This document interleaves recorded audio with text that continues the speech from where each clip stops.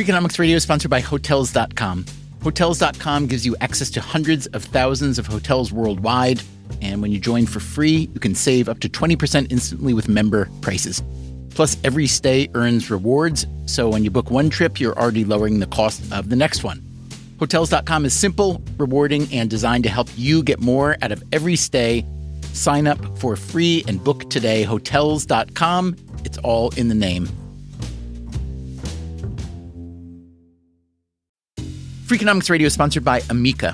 You know what they say, if you want to go fast, go alone. If you want to go far, go together. So go with Amica and get coverage from a mutual insurer that's built for their customers, one that looks after what's important to you together. Auto, home, life, and more, coverage that fits your unique needs. Amica helps you protect what matters most. Visit amica.com and get a quote today.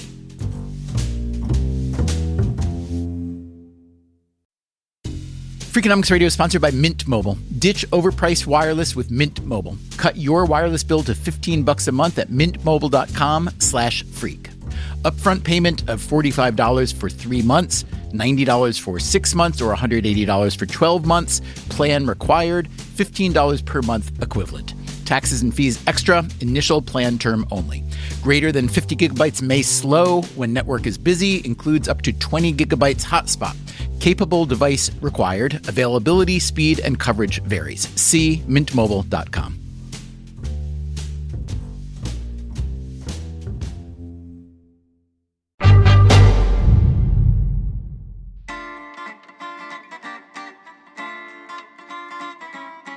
Last week, we got on a plane and flew to Dallas, Texas, because we wanted to know why everybody else is going there. Over the past decade, more people have relocated to the Dallas-Fort Worth metro area than anywhere else in the U.S. It is on track to become the third largest metro area in the country, jumping ahead of Chicago and trailing only New York and Los Angeles. In that episode, the first of two, we focused on the city of Dallas itself, how it grew over the past century despite the lack of traditional attributes like a port or even a big river.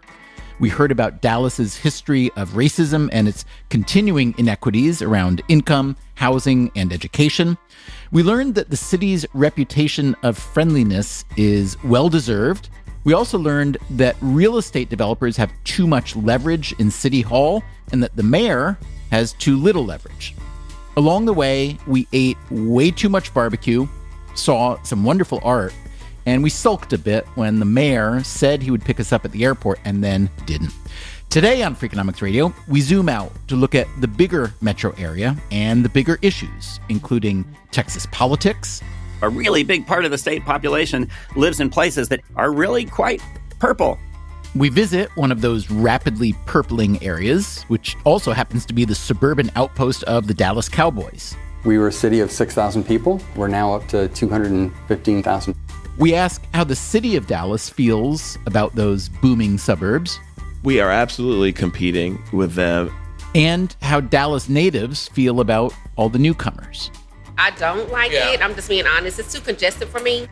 Well, it's going to be a little bit more congested, at least for the rest of this episode, as we continue our visit. Freakonomics Radio Does Dallas, Part 2, coming up right now.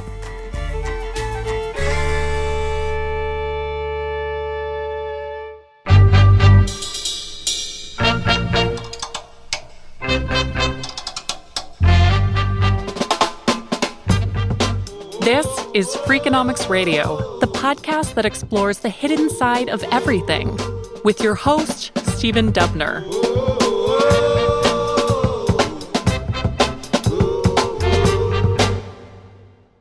Cullum Clark is an economist and a fifth-generation Dallasite who studies the economic development of cities. And he's trying to persuade me that Dallas is the kind of city that can appeal to people who live in more traditional cities.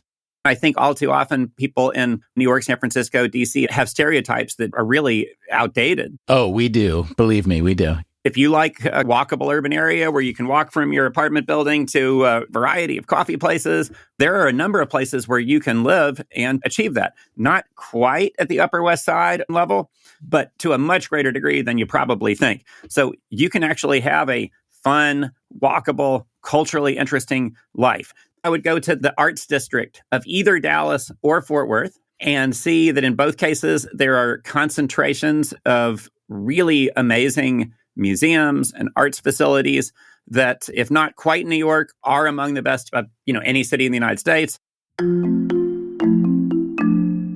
We have a great location. We have no income taxes. We have no snow to speak of. We have great margaritas and Tex-Mex. And that's Laura Miller, who was the mayor of Dallas in the early 2000s. I think that the reason that Dallas will continue to attract companies to the city, not just the suburbs, is because we have incredible cultural and sports and nightlife options. It's a very vibrant city. But it's really unfortunate because we will fall behind. We've already fallen behind the northern suburbs that are doing much better and where all the companies are really moving to. The relationship between the city of Dallas and its northern suburbs, and the rivalry between the city and its suburbs, this topic came up in multiple interviews we did. Eric Johnson is the current mayor of Dallas. At one time, it was safe to describe the surrounding municipalities as largely bedroom communities that were there because folks there wanted a cheaper housing alternative to living in the city, but still close enough to the city to their job that was in Dallas and lived their life that was largely in Dallas, but they laid their head down at night in one of our suburbs. For the record, Johnson is a Democrat, as is Laura Miller. Dallas voters lean heavily Democratic, unlike Texas as a whole. Now, getting back to those former bedroom communities. The reality is what used to be bedroom communities, Frisco, McKinney, Plano, are now legitimate cities in their own right. They're developing entertainment options. They're developing all the amenities that a city would have that doesn't expect you to leave. And if the residents of Frisco and McKinney and Plano don't leave those places, then Dallas does not directly benefit. The city of Dallas has taxing jurisdiction within its city limits only, and every other municipality is the same. We don't share any revenue. When an asset is physically located within the city of Dallas, we are able to tax it. And so there really is a competition for people and housing stock. We want it here. But the suburbs have been winning, at least if you look at the rate of growth. Over the past decade, the population of Dallas itself grew 9%. The suburban counties to the north grew 36%. Cullum Clark again. These very fast-growing suburban places are among the best places in America to build new real estate. And what makes these areas such a great place for new housing? Well, I think it's a combination of supply and demand coming together. On the supply side, these are communities that have, on the whole, really growth-oriented policies. In general, cities don't necessarily like new housing. There's always strong, not in my backyard, NIMBY sentiment. These are places that have generally had very pro-growth policies. It's not like it's not controversial. They still have big arguments in their city council meetings about zoning policy and whether to approve this or that new development. But net, they've been really growth-oriented. So the supply side is strong. And then the demand side, I would argue that these cities, they get the big three things that families are looking for really right. High-quality schools, affordable homes, and public safety. So that's the suburbs where growth is particularly strong. Dallas itself, meanwhile, has lower quality schools, less affordable housing, and more crime. This city-suburb split will not surprise anyone who has ever lived in any American city or an American suburb. We talked with Mayor Eric Johnson about the Dallas neighborhood where he grew up, historically a low-income, high-crime neighborhood with subpar schools. But there's now, on the edge of that area, some development that's really exciting, and it's bringing a lot more economic development, but it's also bringing a lot of concern. Folks are worried about being priced out. And I still have a lot of family. I have cousins and all that live there. The church I grew up in is there. If someone's ready to move on and wants to cash in, I don't want to stop people from being able to do that. But what I am concerned about is folks who want to stay, who can't stay because property taxes are going up at a rate that they can't keep up with. And if their property values are quadrupling or quintupling and their tax bill is too, you end up getting folks who may fall victim to one of those unscrupulous developers who wants to buy up a bunch of land to throw up some expensive condos. And Cullum Clark again, talking about urban redevelopment more generally. What tends to be happening most of the time is either no new capital is coming into the place, nothing's happening, or alternatively, there's a catastrophic flood of new capital that comes in and sweeps everything before it. Clark and Johnson are both talking about a style and pace of gentrification where a poor neighborhood changes so fast that longtime residents can't keep up. You all have seen in New York some of that in parts of Brooklyn. San Francisco has seen a lot of that, DC. In southern Dallas, the problem is clearly, for the most part, no new capital has come in decades.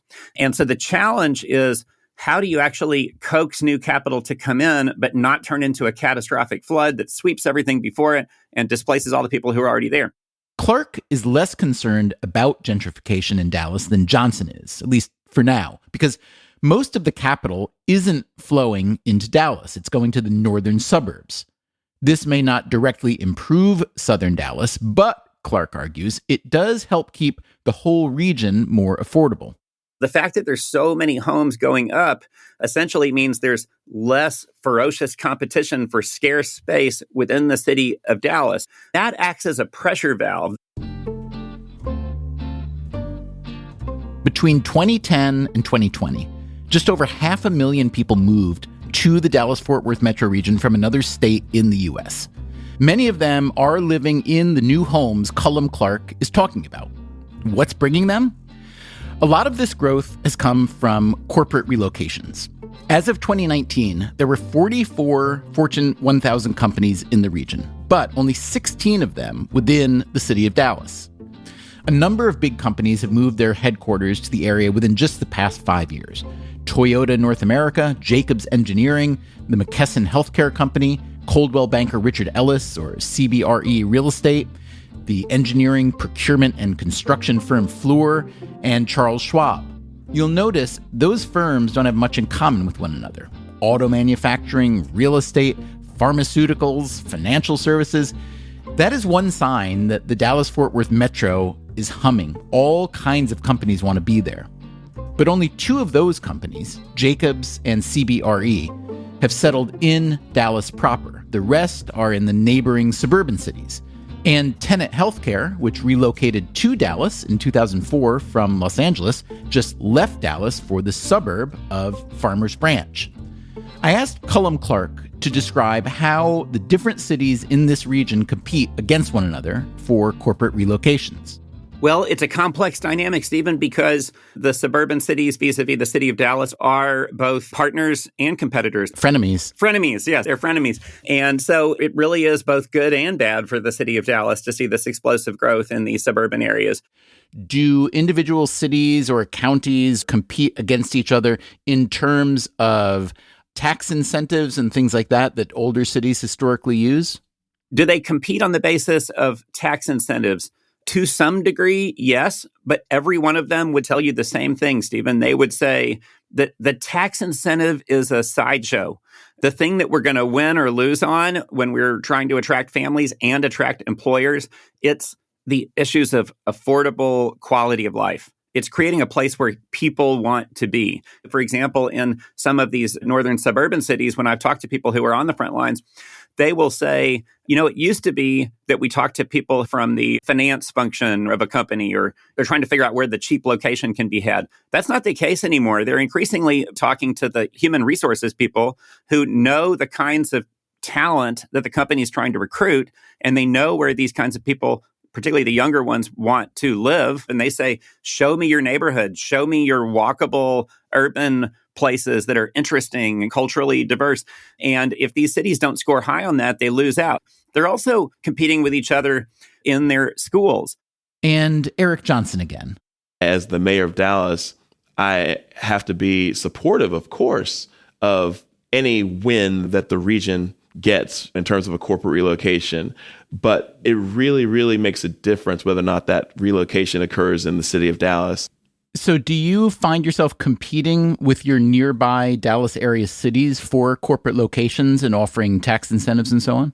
We are absolutely competing with them, and I think we're doing a good job. But what we have facing us is a challenge. The school system is something that people are definitely looking at when they're making decisions about relocating. But the tax rate is another. We have to constantly make sure we're not hurting ourselves from a competitive standpoint by taxing people out of our city. Obviously, we have to compete in things like infrastructure. It really hurts if people feel like the roads or the sidewalks in the suburbs are nicer than in the city. People care about that. You don't have to be an economist to appreciate the idea that competition between Dallas, Fort Worth, and the other nearby cities is a good thing for the region overall. In fact, it may account for a lot of the overall growth, because just as firms in competition tend to produce a better product, cities do too. That's the theory, at least.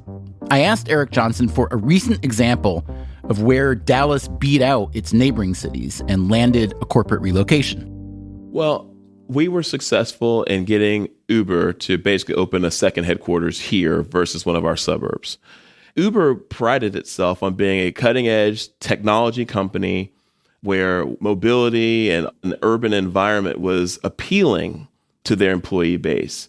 There's a feel, the cultural feel to being in a major city as opposed to being in a former bedroom community that has become a larger suburb, but still a suburb. If you really want live music and you want to be able to walk from a restaurant to an incredible downtown park and eat at a food truck and take in a show or something like that, that's the city. If you want anything like real, genuine diversity from a socioeconomic standpoint, racial standpoint, and every other type of diversity, that's really the city. And I think a lot of folks who come from the coast, who are used to a more dense experience, Dallas is nowhere near as dense as our big coastal city competitors.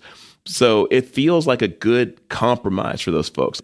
They're looking to leave maybe the density of New York or Chicago or Philadelphia or Los Angeles, but they're not necessarily looking to go from that to Green Acres. So Dallas is a softer urban experience, but still an urban experience. But I understand that with Uber, they had planned to have a huge office there and then backed it way back. There were supposed to be about 3,000 jobs in Dallas, and it ended up being more like 500, to the point where they even returned, I've read, $30 million of government incentives that were promised for those 3,000 jobs. So what happened there? I mean, it's pandemic related. Let's just call it what it is. This is about the pandemic impacting everybody's economic plans. I mean, people just stopped taking Ubers. So they're still coming, but they're just coming with just like a sixth the workforce for now, at least, correct? Correct. For the time being, that is the plan. So the city of Dallas got Uber, sort of, but increasingly, Dallas is losing out to the fast-growing former bedroom communities to the north. Prime example, the city of Frisco, about 30 miles north of downtown Dallas. We made that drive up to Frisco and met up with a man named Jason Ford. If you go back just 35 years, we were a city of 6,000 people. For the last 10 years, we've been just exploding with growth, and we're now up to 215,000. Wait a minute, from 6,000 to 215,000 in how many years? 35 years. Ford is president of the Frisco Economic Development Corporation. His job is to build public-private partnerships and persuade corporations to relocate to Frisco. Ford is a transplant himself from New Orleans originally. Frisco, he points out, is hardly the only city nearby to have grown very fast. There are 15 cities over 100,000 people in North Texas. And Frisco is the one we have come to visit today. It is one of the best examples of a former suburb that is starting to outshine its core city. Coming up after the break, we'll hear what Frisco's done right, and we'll ask if the Texas brand of conservative politics is so detestable to non-conservatives, why are so many of them moving to Texas? This is Freakonomics Radio. I'm Stephen Dubner. We'll be right back.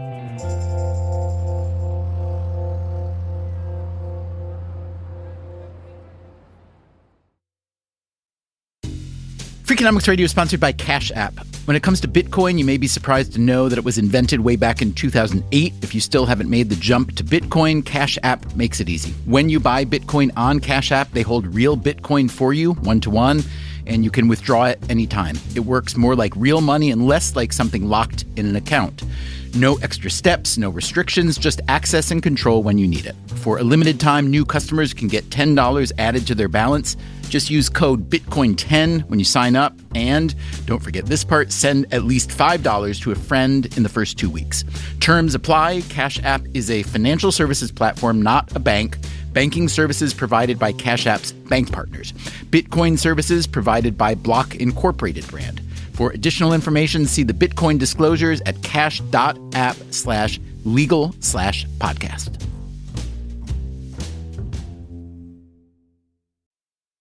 Freakonomics Radio is sponsored by Figure. Did you know that 40% of homeowners own their home outright? If that's you, don't let your equity sit idle. Tap it with a home equity line of credit.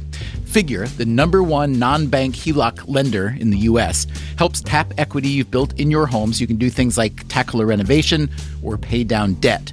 HELOC is a line of credit secured by your home. You can draw what you need, repay, and draw again. Figure offers a 100% online application. Get approved in 5 minutes and funding in as few as 5 days. It's faster than a bank loan and cheaper than a personal loan. Check your rate today without impacting your credit at figure.com/Freakonomics.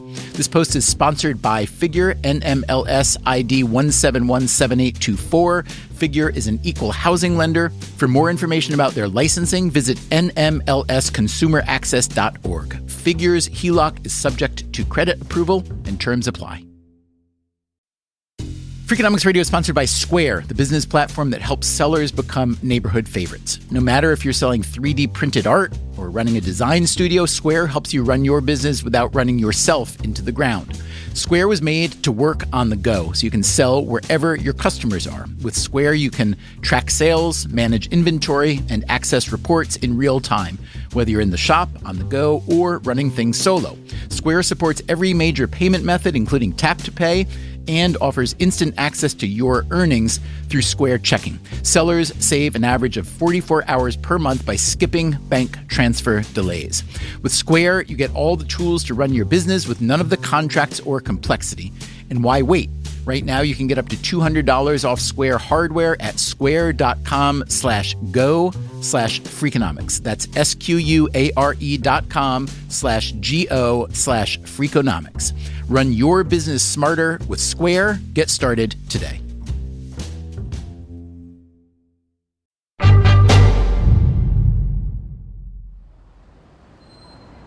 We've just arrived in Frisco, Texas, a fast-growing city outside of Dallas that recently put up a 350,000 square foot corporate headquarters for Keurig Dr. Pepper. This is one of 2 headquarters for the company. The other is in Massachusetts, but this counts as Frisco's first Fortune 500 headquarters. You should not bet on it being the last. Just how fast has Frisco grown? As recently as the 1980s, most of the area was farmland. There was 1 high school and 6,000 people. Today, 11 high schools with a 12th on the way and more than 200,000 people. So we add on average about 1,000 people per month in Frisco. That, again, is Jason Ford, who runs Frisco's Economic Development Corporation. We are standing on the sidewalk in the midst of Frisco's crown jewel. It's called the Star District. This is a mixed-use development developed by Jerry Jones and the Dallas Cowboys. The Dallas Cowboys, if you don't know, are a National Football League franchise said to be worth nearly $6 billion, which makes them the most valuable sports franchise in the world. This is particularly impressive considering they haven't won a Super Bowl in 25 years. The real estate developer Jerry Jones bought the team in 1989 for $140 million, and he has marketed them brilliantly. He married the game of football with the game of real estate in a way that few others could dream. Years ago, the Cowboys declared themselves America's team. Their logo is a big star that looks as if it just jumped off an American flag. And that logo is everywhere in Dallas, including here in Frisco's new $1.5 billion Star District. This is a 92-acre development. There's over 1 million square feet. You've got offices, you've got restaurants and bars, retail and shopping. You've got hospitality with the luxury hotel here on the corner. You've got healthcare, both tied to clinical and sports training. The Star District feels like a mix of bustling community center, suburban park, and the nicest outdoor mall you've ever seen. Every part of this project has some ties back to Jerry Jones, the Jones family, or their organization. The Star District is also home to Dallas Cowboys practice facilities and offices, as well as the Cowboys Club, a private club and restaurant for Frisco's sporting and business elite. Jerry got a sweetheart deal on the land, but I'll tell you, he underpromises and overdelivers. Originally, the investment was in the neighborhood of about $250 million, and today it is multiples of that. Other big names are flooding into Frisco. The PGA of America, that's the Professional Golfers Association, is relocating its headquarters here from Florida. This will be the anchor of a 600-acre mixed-use development that includes 3 golf courses and a massive Omni resort, among the biggest resorts currently under development in the U.S. All these amenities are making Frisco less a bedroom community and more of a destination. It's very infrequent that we have to go to Dallas. It's easy to stay within our 10 to 20 minute drive and have virtually everything that we need on a day-to-day basis. You are probably familiar with the new car smell. Well, Frisco has a certain new city smell. So we're about to build a new $75 million public-private partnership performing arts center. Why? Because the Fortune 500 headquarters want that. We need those arts for our students in the educational system. Our entire city is a laboratory. We've now had 6 public-private partnerships with tech companies that come in and test new solutions here in Frisco. Drive.ai, which is now Apple, tested their autonomous ride-sharing platform here. FedEx tested their new robots here. Google just recently announced through Wing, first place in a major urban center where they're going to test package deliveries using drones. What about the Frisco economy or infrastructure makes that so attractive to those firms? We have a culture of saying yes within government. And what that means is where we can help the private sector bring solutions to help make things cheaper, quicker, easier, and more efficient for the residents. So here's the thing. I don't know if I'm going to move to Texas. I would like you to move to New York, because I would like you to bring that kind of thinking into a place like that. Just think what we could do together. I don't know. I'm kind of partial to Frisco. I understand that, but seriously, let's say I'm from the Economic Development Corp of New York City, and I come to you and say, wow, I recognize that the reason you're able to be so good at these things is because you are smaller, because you are nimble, because you are newer. We're not those things, and we still want to accomplish the same thing, which is make our area more attractive for more people for more reasons. Can you give us any pointers? The first thing is if you've got to look long-term and not focus on the short-term politics. And that is so difficult where everyone's looking for that win by the next election. Somehow we have figured out the recipe here to look for policy before politics and really just doing the right thing. But I asked Jason Ford, if Frisco keeps doing the right thing, as he puts it, won't that leave the city of Dallas in the dust? We still need Dallas. Dallas still has the major urban centers that we need in terms of some of the amenities that some of the executives still always look for. But it sounds like you're replacing them up here. What's interesting is that Frisco tends to compete more with the other suburbs than it does Dallas proper. We have different features. For instance, we don't have urban transit here. So a project that oftentimes might want urban transit might look for a Dallas solution, so they're not going to look in the suburbs. The energy in Frisco definitely feels more suburban than urban. But Jason Ford warns me, don't underestimate the intensity. And that, he says, is what a lot of firms are looking for when they are considering a relocation. It's not just about lowest cost and lowest regulation. They also want to be someplace that's great for talent. And being in an ecosystem which has a lot of startups and a lot of vibrancy around innovation helps them to attract and retain talent.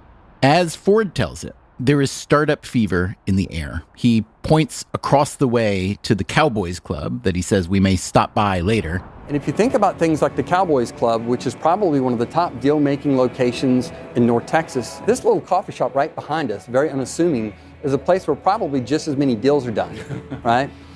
It's really a very approachable place where entrepreneurs and investors can connect. Now, Texas laws being what they are, I could have an unconcealed gun and walk into here, yeah? Well, there's a lot of open carry, but I would say probably a lot more people conceal where they can. Are you packing right now? No, I do not pack. we decide to pop into Ascension Coffee to see just what kind of deal making is going down. It is a cheerful, well-decorated space with $5 lattes. It wouldn't feel out of place at all in DC or California or New York. There are two guys sitting at a table waiting for their coffees. They're dressed business casual. One is maybe in his mid-40s, the other quite a bit younger. Their body language suggests they may indeed be having the kind of deal-making conversation Jason Ford was describing. So I go over, introduce myself, tell them what I'm doing here with Jason. Jason was just mentioning that at the Cowboys Club, a lot of deals get done, but that given the nature of Frisco, just as many deals get done at this coffee shop. So you guys looked like you were working on something interesting. Talking Georgia football. Okay, so you're not planning some multi-billion-dollar development here? No. But I would tell you, you're absolutely right that the Cowboys Club would be where a lot of that happens. Do you guys mind introducing yourselves? I'm Chad Griggs. I'm a commercial insurance broker. You're from here originally or no? No, but I've been in Frisco since '96, so I'm a pioneer, basically. And where we're sitting right now would have been what? This was a field. Gotcha. Yeah. And what's your story? I'm Joel Johnson. I work for an insurance claims company. I've been in Dallas 9 years, been in Frisco for 2. And are you guys hatching some big new insurance plan to change the whole Change the industry? world? Yeah, sure. I'd love to say yes, but the answer is no. That would be nice, but no, I don't think so. So make your best pitch for why a guy like me should move to Dallas or Frisco. No state taxes. Okay. Yeah. It's very red. Yeah. Yeah. You like the red? I like the red. You're happy with the red? I like the red. Yeah. It's less blue than red, which is a good thing. Nice to talk to you guys. Thank you so much for the time. No worries. Yeah. Thank you. Thank you very much. If we reinvent fire, we'll let you know. Okay, so we did not stumble upon some big deal making, but we did stumble into one of the issues that the very word Texas brings to mind these days for a lot of people, especially people who don't live here. Just how red is this place? Texas recently passed an instantly infamous abortion ban and put the power of enforcement on its citizens, a move that to many non-Texans felt very Wild Westy. When State House Republicans proposed to tighten the state's voting rules, a move Democrats saw as patently pro-Republican, a few dozen Democratic legislators decided to flee en masse to Washington, D.C.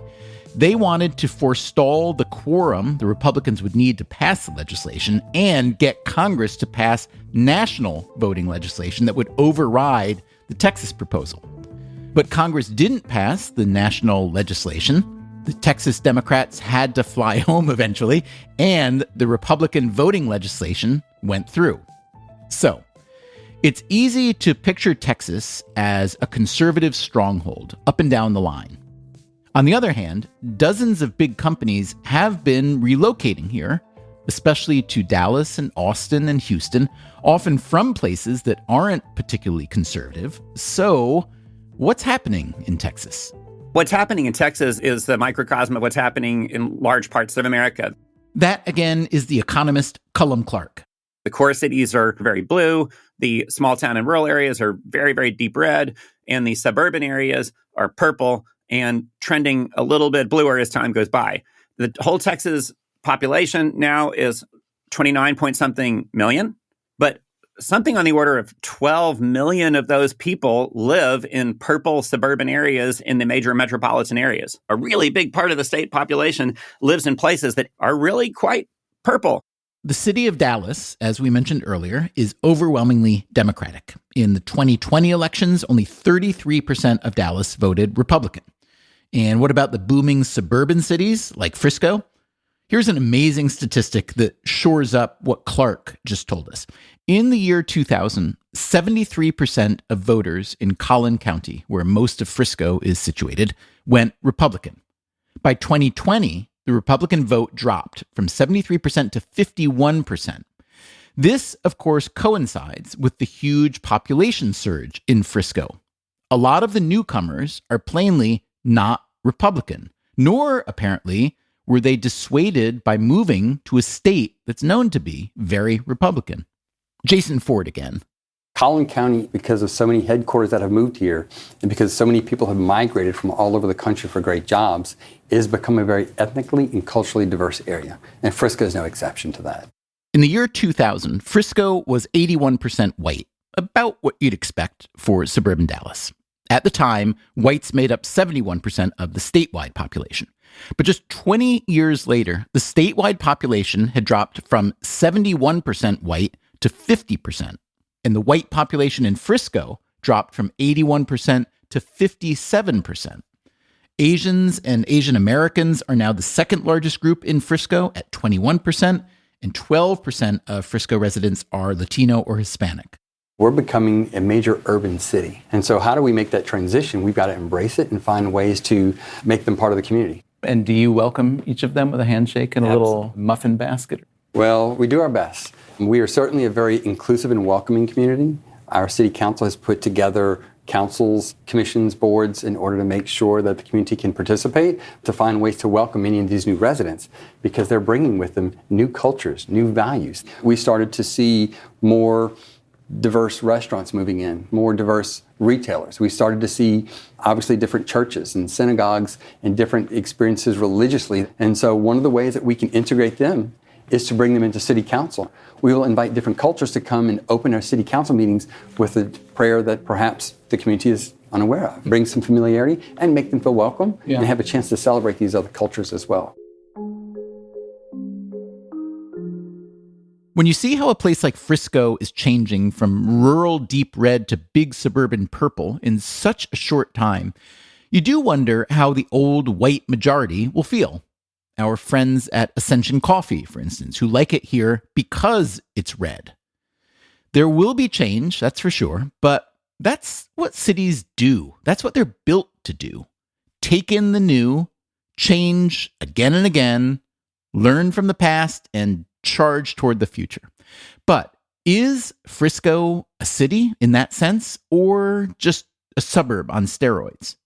Or maybe it's something new altogether. A new model that may account for why places like the Dallas-Fort Worth metro have been booming the past few decades, while older, more traditional cities are struggling. Here's what Cullum Clark told us last week when we asked why this region has been attracting more newcomers than anywhere else in the U.S. There are three things that have made all the difference. One is offering relatively affordable, high quality of life. Secondly, being an exceptionally welcoming place to newcomers of all kinds. And third, operating more or less commerce-friendly, growth-friendly policies, particularly in the suburban areas. If you're someone who's accustomed to thinking about cities, those goals may sound incompatible. Growth and affordability? Welcoming all those newcomers without displacing the people who grew up here? I thought back to a conversation I'd had the previous night at a restaurant back in the city of Dallas. I said hello to a man and woman wearing Dallas Cowboys gear. I'm Deshawn. Okay. And we're self-employed. Yeah. Okay. Yeah, so. We own a barbershop, we got a trucking company. tattoo shop, and trucking company now. You work together, the two of you? you? Yes, we do. And you're a couple. We're engaged. Yeah. Congratulations. Hold it up there. Let me see. So basically, Whoa, you've been cutting a lot of hair. That's a nice ring.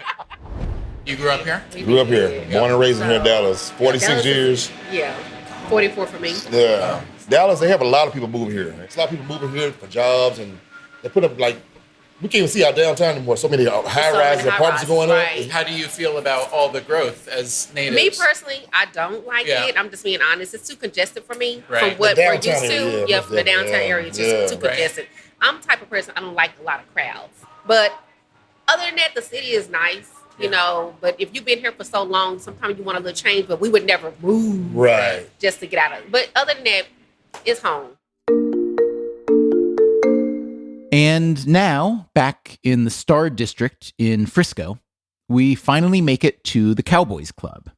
There doesn't seem to be much deal-making going on here either. It's nearly empty. But we do run into someone with a lot of energy, the kind of energy that I am accustomed to as a New Yorker. My name is Stacy Bowers. I'm Director of Operations. How long have you lived here? 5. Okay, so tell me this. Let's pretend you're a New Yorker. I lived in New York as well. Okay. So let's pretend you're thinking about, Dallas and or Frisco are really, they're coming up, plainly. Yes. And I'm not saying New York is declining, but, Sure. You don't have to say it. I was just there. Okay, so you'll say it. All right, so what would be your top 3 reasons to relocate from New York Opportunity, to Dallas or Frisco? Opportunity, growth. You'd have to have a ton of patience. I'm not so good with that. Do you have any ideas for how to develop that? No, because I don't have any either, and I still sometimes cry myself to sleep because I live here. I lived in London, New York, and Los Angeles. Yeah. So this is very different. I don't see hills, I don't see trees, I don't see the ocean, I don't feel the energy of a city. You're not selling that well, I got to tell you. Did you want me to sell it? I'm just asking. I just asked you an honest question. I'm getting an honest answer. Totally. Jason over here is getting very anxious because... Listen, I think anyone who has an opportunity to move from a big city to anywhere would definitely do that in Frisco. Let me flip the question. Okay. What's one thing about New York that you think I would just miss terribly, like can't replicate, out of all the wonderful things about Frisco? I think it's restaurants. I think you're going to have those in about 2 years. I think it's that community, but I think that there's a huge thing that's happening in Texas and Frisco in general. There's so many hospitalitarians and chefs that are moving everything to Texas. Is that a word? I love that word, hospitalitarian. Yes, if not, then I coined it and you can use that. It is great to have met you. Thank you so much. Nice to meet Okay, you. be well. I don't think I'm quite ready to move to Texas. I'm definitely not ready to cry myself to sleep at night. But after spending a little bit of time here, it is easy to see why so many people are moving. As Cullum Clark told us, they have gotten a lot of things right. It's imperfect, of course, what place isn't, but the Dallas-Fort Worth Metro is proving to be so many things for so many people. Again, that's what cities do. It reminds me of the most famous passage from the poem Song of Myself by Walt Whitman, my fellow New Yorker. Do I contradict myself? Very well, then, I contradict myself. I am large. I contain multitudes. But when I try to think about how all this will turn out, the future of Frisco and Dallas and Texas, I think of a lesser-known passage from the same poem.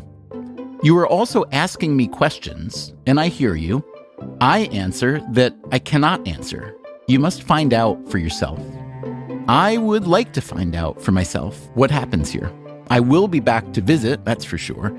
If the next 20 years are even half as interesting in the past 20, there will be so much to see and learn. Thanks for making this trip with us. We will be back next week with more Freakonomics Radio. Until then, take care of yourself, and if you can, someone else too. Freakonomics Radio is produced by Stitcher and Renbud Radio. You can get the entire archive of Freakonomics Radio on any podcast app. For a transcript, show notes, or to leave your comments, go to Freakonomics.com. We can also be reached at radio@Freakonomics.com. This episode was produced by Ryan Kelly, and we had help from Jeremy Johnston, and in Dallas, from Zorik Sia, who runs Hello Studios. Our staff also includes Allison Craiglow, Greg Rippin, Zach Lipinski, Mary Duke, Morgan Levy, Rebecca Lee Douglas, Jasmine Klinger, Eleanor Osborne, Emma Terrell, Lyric Bowditch, and Jacob Clementi. Our theme song is Mr. Fortune by the Hitchhikers. All the other music was composed by Luis Guerra. As always, thanks for listening.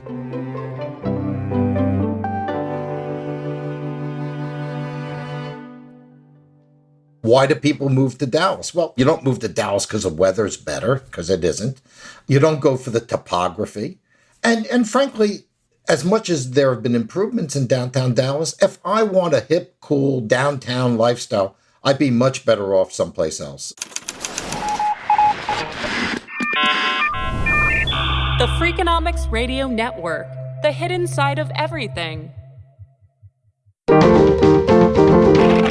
Stitcher. This podcast is sponsored by Made In Cookware. Made In partners with multi-generational artisans and some of the world's best chefs to create professional quality cookware, knives, and kitchen tools. Their products are trusted in Michelin-starred restaurants worldwide and designed to perform just as well in your kitchen. From 5-ply stainless clad to carbon steel, every piece is built to last and made to actually make you a better cook. Discover award-winning cookware at madeincookware.com. Freakonomics Radio is sponsored by Ozempic. Innovation happens through rethinking what's possible, and when it comes to GLP-1s, Ozempic pill does just that. Learn more about Ozempic semaglutide tablets, 4 and 9 milligrams, by calling 1-833-OZEMPIC or visit Ozempic.com to view the medication guide and ask your doctor what's possible with FDA-approved Ozempic pill.